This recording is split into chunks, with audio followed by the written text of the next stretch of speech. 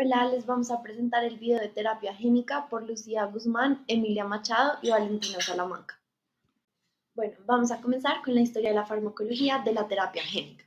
Todo empezó en 1961 cuando la doctora Lorraine Cross alteró genéticamente el gen de la hemoglobina en células de la médula ósea de un paciente con anemia de células falciformes. Después, en 1970, se hizo el primer ensayo clínico de terapia génica que fue hecho por Stanfield Rogers y Hans-Georg Terhel. En 1980 se desarrollaron los primeros vectores virales para la terapia génica. En 1990 se trató la primera paciente con terapia génica para la deficiencia de adenosina desaminasa. En 2002 se aprobó la primera terapia génica en Europa para la inmunodeficiencia combinada grave. En 2012 se aprobó la primera terapia génica en Estados Unidos para la leucemia linfoblástica aguda. En 2017 se aprobó la primera terapia génica en Europa para la atrofia muscular espinal. En 2020 se hicieron más de 2.800 ensayos clínicos y se aprobó la Luxturna por la FDA. La Luxturna es una terapia génica para la amaurosis congénita del Leber. Ahora, actualmente en el 2024 se espera la aprobación de 5 a 10 nuevas terapias génicas. Se están haciendo más de 4.000 ensayos clínicos y muchos de estos ensayos clínicos están en las fases 2 y 3. Ahora vamos a hablar de lo que el cuerpo le hace al fármaco, es decir, de la farmacocinética. Primero me gustaría explicar que hay dos diferentes maneras de ver esto. Uno, directa o indirecta. Cuando hablamos de la in vivo, hablamos de la directa, ya que vamos a administrar directamente un vector, es decir, un medio de transporte como un bus, en donde adentro las personitas son porciones, un gen o porciones de este gen, los cuales van a tener un efecto terapéutico y los vamos a inocular directamente a la célula del paciente. Cuando hablamos de ex vivo, básicamente es que vamos a sacar unas células como los linfocitos T, los vamos a cultivar y luego en el cultivo vamos a inocular estos vectores donde se va a modificar y luego lo vamos a volver a administrar. Esto se hace mediante una vía parenteral, es decir que in vivo vamos a inocularlo directamente a un órgano como el ojo, es decir, intraocular, y ex vivo lo vamos a ver como una vía intravenosa. Ahora vamos a hablar de lo que estamos inoculando, es decir, el gen. Podemos verlo como dos diferentes maneras. Uno, la terapia génica como tal y la edición genómica. ¿Qué estamos administrando cuando hablamos de terapia génica? Una porción correcta del gen. En este caso, en la parte azul vemos la opción correcta, es decir, antes podríamos haberlo visto como una deleción completa de esa porción, deleción completa de ese gen o una mutación en esa porción del gen o en ese gen.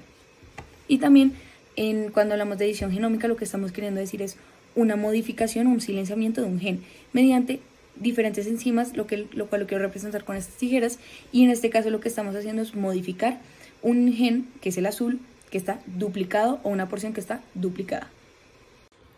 Ahora vamos a hablar de los vectores, es decir, el medio de transporte de los genes de que estamos hablando anteriormente. Tenemos virus como adenovirus, lentivirus, retrovirus, los cuales no tienen la secuencia original, es decir, no pueden hacer el mismo daño que un virus normal, no se pueden replicar y también tienen unos receptores específicos para células específicas. Tenemos bacterias, liposomas, nanopartículas, plásmidos. Sin embargo, en estos ejemplos me voy a enfocar en los virus para hacer mucho más clara la idea. Cuando hablamos de inoculación directa e indirecta, vamos a estar hablando de estos virus. Sin embargo, cuando hablamos de la directa, el virus es capaz, o el vector es capaz de entregar el gen al citosol o al núcleo. Es decir, tiene la capacidad de atravesar una membrana celular mediante endocitosis y permanecer intracelularmente, lo que significa que tiene un volumen aparente muy alto, ya que tiene una alta afinidad a una célula específica en unos órganos específicos y se va a acumular en órganos específicos como el ojo, el hígado, el cerebro. Otra cosa súper importante de este diagrama es que no vamos a ver ningún tipo de metabolismo, ya que vamos a evitarlo, el efecto del primer paso, debido a que va a ser administrado en vía parenteral y directa al lugar en donde queremos que surja el efecto. Ahora vamos a hablar de lo que el fármaco le hace al cuerpo, es decir, de la farmacodinámica. En esta imagen vemos un vector que es un adenovirus que tiene el gen terapéutico, se va a unir a un receptor específico de una célula específica y lo cual va a permitir la endocitosis.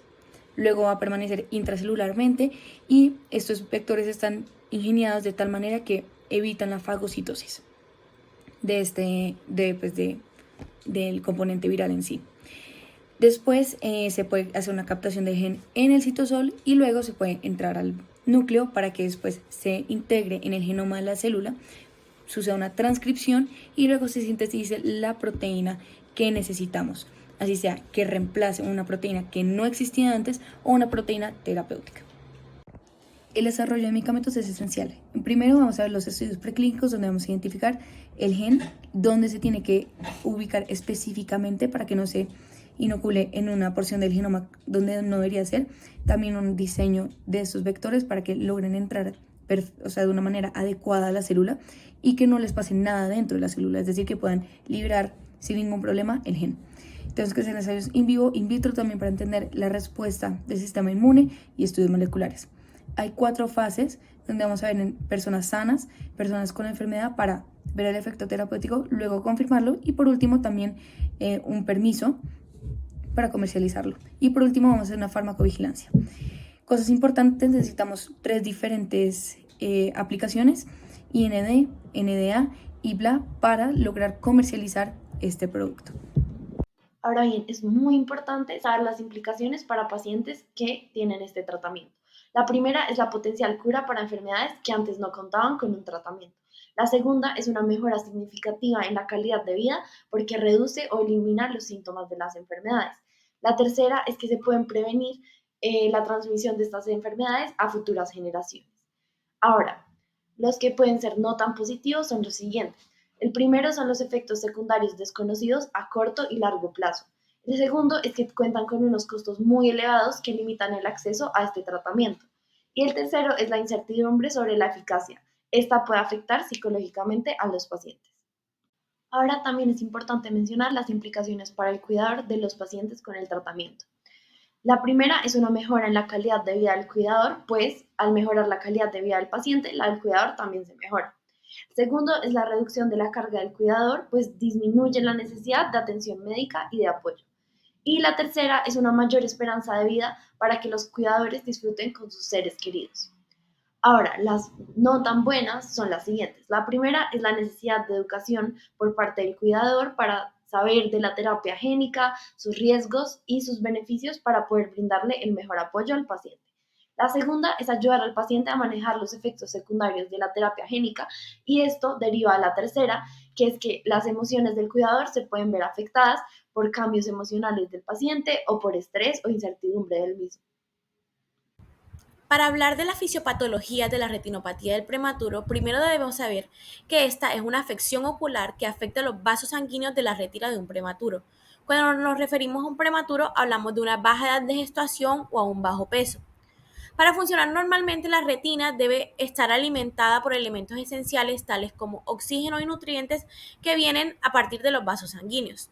Entonces, cuando un niño nace prematuro, el crecimiento de estos vasos sanguíneos aún no está terminado y estos continúan creciendo incluso después del nacimiento. En algunos niños se pueden formar vasos sanguíneos anormales en la retina y esto puede provocar un desprendimiento y otras complicaciones que pueden afectar la vista.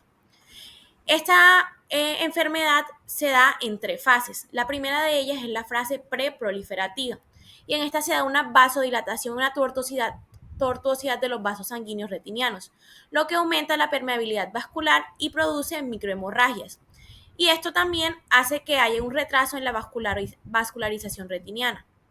En segundo lugar, viene la fase proliferativa, que hace un crecimiento anormal de los nuevos vasos sanguíneos en la retina, lo que produce un desprendimiento de la misma. Por último, va la fase cicatrizal, que hace una regresión en la neovascularización y fibrosis, por lo que puede ocasionar una atrofia retiniana y ambliopía. Para hablar de las consecuencias, primero debemos saber cuáles son sus mecanismos patológicos. El primero de ellos es la hipoxia, que produce un daño en las células endoteliales de los vasos sanguíneos retinianos.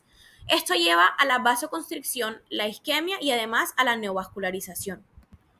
En segundo lugar viene la inflamación, que es la liberación de citocinas y otros mediadores inflamatorios que aumentan la permeabilidad vascular y el daño celular. Además, tenemos el estrés oxidativo que hace la producción de radicales libres que dañan las células retinianas y contribuyen a la apoptosis. Y por último, tenemos los factores de crecimiento angiogénico, como el factor de crecimiento endotelial vascular, VEGF, como sus siglas lo dictan, que estimulan la neovascularización.